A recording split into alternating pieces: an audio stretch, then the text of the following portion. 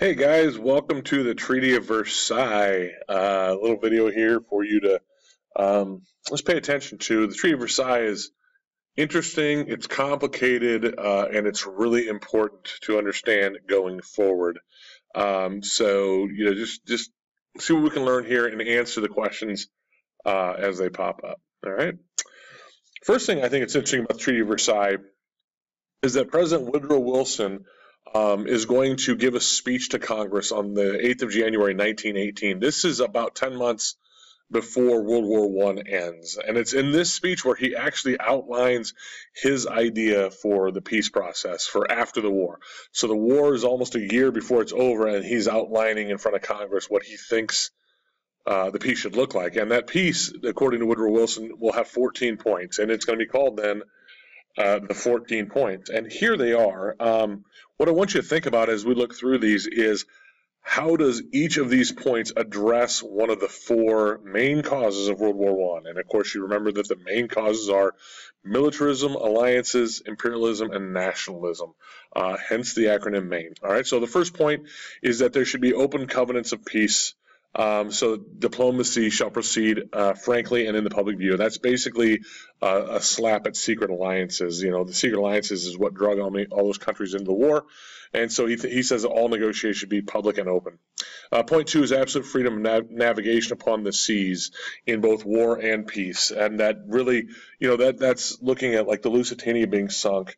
Or even just American ships when we were neutral being sunk, that we should, you know, you should be able to freely navigate the seas without fear of being sunk, and that's a shot at militarism.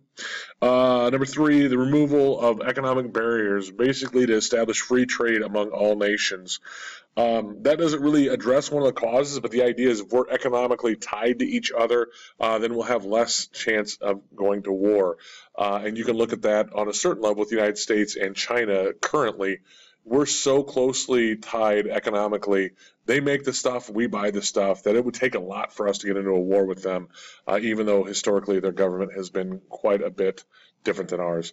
Point number four is that national armaments will be reduced to the lowest point consistent with domestic safety.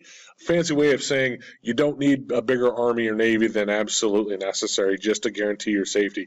All your army, your navy, should be defensive in nature, just to protect your country and not to be aggressive. And that clearly is a shot at at militarism, saying we should have these great big militaries. The fifth point is an adjustment of colonial claims that colonies, the people who live in colonies, should have a real say in how they're governed. And this is, of course, dealing with imperialism. That we're starting to look at self-determination, self-rule for colonies. Or at least that's what Wilson wants. Okay. Points 6 through 13 are basically going to redraw a bunch of little countries in Europe. He's going to try to put borders around these nationalities, especially in Eastern and Southern Europe. And this is to address nationalism. You know, when Franz Ferdinand was assassinated in Sarajevo, that was partially because Austria-Hungary had controlled so much of the Balkan nation or Balkan nations or Balkan lands, and it made lots of groups unhappy, including the Serbs. And they're the ones that had the terrorist group Black Hand that assassinated him. And then the 14th point is kind of the big one, and it's one we're going to spend a lot of time talking about. It's just a general association of nations, okay? And this is something that's going to come to be known as the League of Nations. If you're familiar with the United Nations today, that's what the League of Nations was looking like back then. An idea that countries can meet together and talk about their problems rather than picking up guns and shooting each other. And this is what Wilson wanted, was a League of Nations to work out our problems. So really, here's to break it down. The first 5 points relate to the cause of the war. National boundaries could be redrawn, and then a League of Nations would be used to keep the peace. So there's a good, just a concise slide to talk about all that. So here's what happens at the end of the war. In November, Germany's going to surrender. And they surrender without any foreign troops or allied soldiers stepping foot in German territory. Germany surrenders because their people are starving to death. This is actually a photograph of some German soldiers protecting a butcher shop in Berlin in 1918 because it had been looted. It had been people broke in and stole because they were starving, so they broke in and stole all the food they could get their hands on. And this is happening throughout Germany. And so what's going to happen is eventually the German people are going to force the Kaiser to abdicate or give up his throne. He's going to flee the country. Somebody else is going to take over, and they're immediately going to look to end the war. And what they're going to do is Germany's going to offer to surrender, but they want to do it based on Wilson's 14 points. Germany looks at what Wilson came up with in January of 1918. It's like, hey, that seems pretty fair. That seems like not a bad deal for us.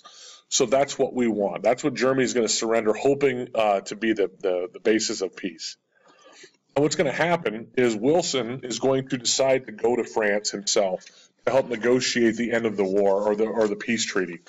He's going to get on the USS George Washington. That's in the upper left there.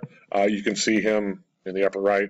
And he's going to go to France. And when he arrives in France, he's treated like a hero because the Americans come in late in the war, but we really turn the tide, and the Allies are going to win the war primarily because of the U.S. involvement. So when Wilson shows up in Paris to negotiate the peace treaty, he's going to be treated like a rock star and a hero. And basically what's going to happen is that the Treaty of Versailles, which is the castle in the suburb of Versailles, that's why it's called Treaty of Versailles, the big four are going to get together to hash out what the peace looks like. And here's the big four. Of course, you all know it's Megadeth and Metallica and Slayer and Anthrax. Or not really. It's actually going to be Great Britain and France and Italy and the United States. That's the big four. They're going to be the ones that show up to negotiate or to dictate the peace.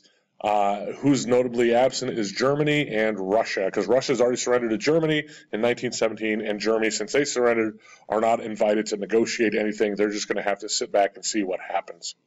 So the Big Four is going to start hashing it out. And actually, here's a little side note. Italy, after a short amount of time, is going to pull out of the Treaty of Versailles because they really want to get some land, some colonies of their own around their country. And once it's determined that that's not going to happen, Italy kind of takes its ball and goes home. So really, by the end of the Treaty of Versailles, it's going to be just the big three, which is Great Britain, France, and the United States. Here's the main points from what happens at the Treaty of Versailles. Remember all these things that Wilson wanted. He wanted, all these countries to agree to limit their arms, and he wanted all these countries to agree to negotiate in public. He wanted all of the countries to agree that there'd be open seas, and all of these things to prevent future war. And what really happens is the French and the British are angry, and they're out to really take it out on Germany. So they're going to create something called the War Guilt Clause, where they're going to force Germany to take the full blame for World War I. Germany's going to have to sign a document that says it's all our fault. And if you remember how the war started, Germany was not the first one to fire a shot, or at least not the first one to declare war on anybody, but they're going to take the full blame for it.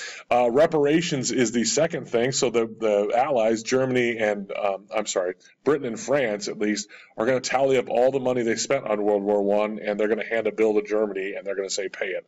And that bill is going to be $33 billion in 1919 money, which is an insane amount of money. But they're going to give that bill to Germany. They're going to redraw a bunch of countries in Europe, so there'll be a whole bunch of new countries in Europe, especially in the southeast, and then they're going to create the League of Nations. That's essentially what's going to come out of it. What's going to happen? Wilson wants all of his 14 points, but what he wants the most is the League of Nations. So he will compromise on all this other stuff. Like Wilson thinks the War Guilt Clause is a bad idea. He thinks reparations are a bad idea. But he's willing to give those things up and let Britain and France get those things in order to keep the League of Nations. Because to Wilson, having a League of Nations will prevent future wars. That just having that there will prevent us from doing more damage in terms of war. So that's what comes out of it. Okay, here's what Europe looks like after World War I. You can just see all of the new countries, again, especially in southeastern Europe, Romania and Yugoslavia and Bulgaria. All of those new countries, Ukraine, Moldova. There's just a ton of them there. Czechoslovakia that are created after World War I, and that's gonna lead to some interesting things later. All right. Well, Wilson's going to have to go back to the United States. He's going to return home. And to get a treaty ratified, according to our Constitution, 2/3 of our Senate has to approve it. Okay, so when the Treaty of Versailles is presented to the Senate, there's going to be three groups that emerge in the Senate. The first group is the internationalists, and they just say, yep, the Treaty of Versailles is good, and we're ready to vote for it. We're ready to ratify it. We're ready to approve it. There'll be another group in the Senate. They're called the reservationists, and they have some reservations about the Treaty of Versailles. Like, they're not totally anti the Treaty of Versailles, but they want some changes to it. Okay, and that group's actually led by this guy named Henry Cabot Lodge. He's a senator from Massachusetts, and he and Wilson are going to go round and round about it. But Lodge is going to say, I have some things I want changed in the treaty before I agree to vote for it and have my people vote for it. The third group that comes out is called the irreconcilables, and these are people that they're going to oppose the Treaty of Versailles no matter what. They want nothing to do with it. They think it's a terrible treaty, and they just want the United States to kind of go off on its own and become isolationist. They're led by a senator from Idaho named William Borah. He kind of looks kind of grumpy anyway, but he's an irreconcilable. So those are the three groups. What's going to happen then is amongst those three groups, there's not enough votes. There's not enough votes to get to 2/3 of the Senate. So Wilson is going to embark on a speaking tour. He's going to go all across the country in a train and give speech after speech after speech after speech, trying to get the people to support the Treaty of Versailles, hoping the people would put pressure on their senators to vote for it. So he goes off on this extended trip, and it really he starts to make some headway. He's making some progress. He's really getting people to pressure their senators, and it looks like maybe he can get the Treaty of Versailles ratified by the Senate. And you can see a little headline from the time there. There's a picture of Wilson on the back of a train, pardon my email, and he's really doing a good job, and he's having some success. But what happens is when he's in Colorado, and I think it's in Pueblo, Colorado in September of 1919 on tour, he falls sick. He gets a really, really bad headache, and he falls sick, and his doctor's like, okay, Woodrow, you got to stop. And he does. He stops the tour. He races back to Washington, D.C., and shortly after he gets back to D.C., he has a pretty massive stroke. And this stroke is going to incapacitate him so much that he can't support the Treaty of Versailles anymore. And really what's going to happen then is the treaty will be defeated. There's a picture of Wilson after the stroke, and he just kind of looks kind of defeated, I think. He's just, the stroke really took a lot out of him. Below that is a picture of Wilson and his wife Edith, and a lot of historians would argue that she runs the country after his stroke, that he's incapacitated. She kind of becomes a de facto president of the United States, and maybe the first woman president of the United States, because she kind of keeps everybody away from her husband after the stroke, and we're not sure exactly how much information he got or any decisions that he made if she didn't actually make them. We're just not sure. But that's what happens. And because Wilson has a stroke, people like Henry Cabot Lodge are able to stop the Treaty of Versailles, and it's ultimately defeated. And in reality, the United States is going to sign a separate peace treaty with Germany on November 11th, 1921, so exactly 3 years after the war ended, exactly on that day. We'll sign a separate U.S.-German peace treaty, and the Treaty of Versailles will fade into our history, so to speak. So we'll pick up with the timeline next, and you'll get more of the story after that. Thanks for watching.